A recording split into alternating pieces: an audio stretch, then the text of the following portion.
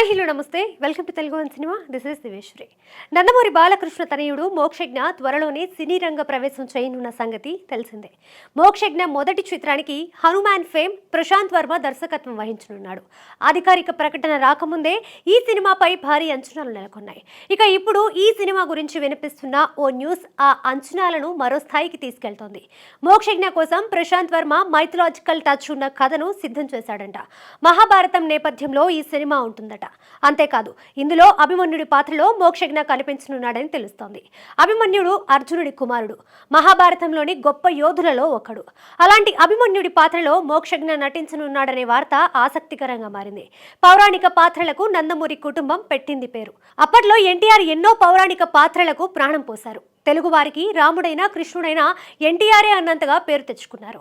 ఆ తర్వాత బాలకృష్ణ తన తండ్రి ఎన్టీఆర్ వారసత్వాన్ని కొనసాగిస్తూ పలు పౌరాణిక పాత్రల్లో నటించి మెప్పించారు.